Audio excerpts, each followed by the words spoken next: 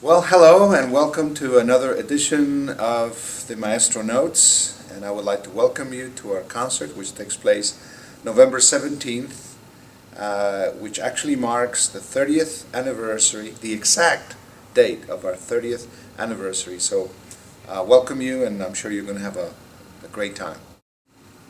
Well, the Plano Symphony Orchestra started like a nice experiment. It started 30 years ago, and it was then known as the Plano Chamber Orchestra. It started with only 35 musicians, and it was my first professional job. My salary for that year was $1,000 for the year. Many of the musicians did not get paid that first season, and the concert took place at Williams High School, and we had 150 members, 150, that was the number in the audience, 150. And so as I look back, I didn't know it then, but that started a musical career that has spanned for 30 years, and it's been really quite a ride. When the artistic committee was meeting about planning this concert, we wanted it to be a celebration, and so we wanted it to have variety and lots of wonderful things.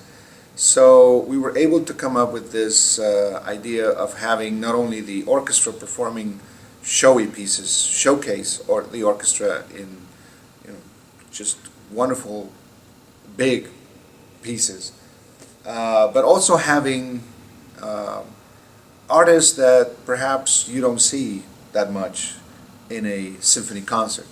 So the idea of having a Metropolitan Opera star came up, and I loved the idea. So we got one of the brightest tenors today, James Valenti, and so we were able to hire him, and he will be performing not only opera arias, but those tenor arias that really move you, and that are famous. And so he'll be one of the artists.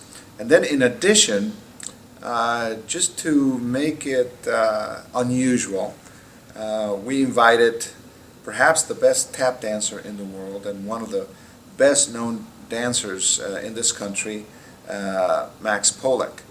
And I thought, gee, what a combination. You have classical music, you have a tenor, you have a living composer, and a tap dancer.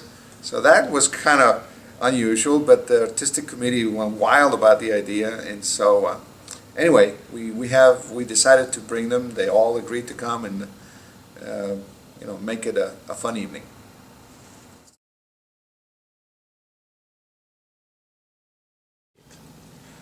Piñata is a concert overture which I was working on while I was writing my opera Frida, which Hector Guzman conducted in Mexico. Since I was working on the opera, I decided to use the concert overture as a study for the opera. So I took themes from the opera and made it into a little piñata, a musical piñata full of the tunes of Frida. In the music, you can hear the percussion doing big hits, bam, in the music as the musical goodies spill out.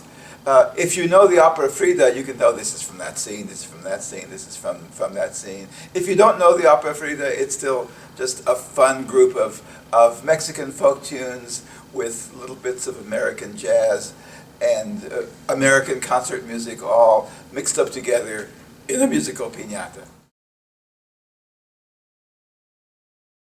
I like to meet people and show that composers can be alive and still working in the field, that it's part of the equation.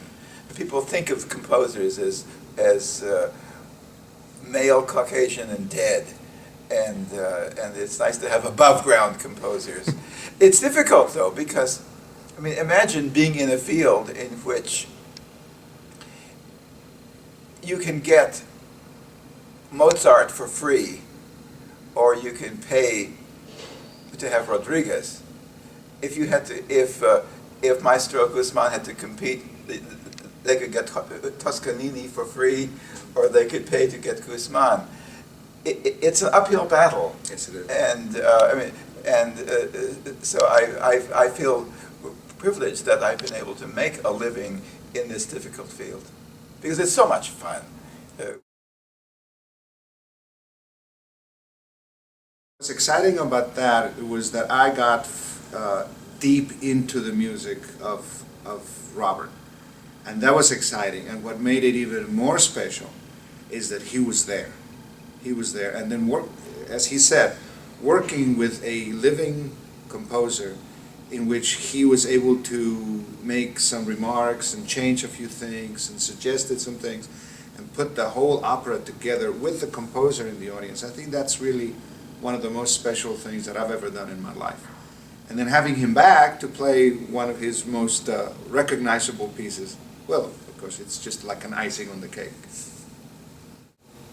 If you have enjoyed our time together, make sure you go to the concert a little earlier, around 7:50, because Robert and I will have the opportunity to be talking not only to each other, but also to the audience. And in that occasion, you probably have a chance to ask him some questions and to learn a whole lot of things about his music and his musical compositions, not only Piñata, but whatever he has done.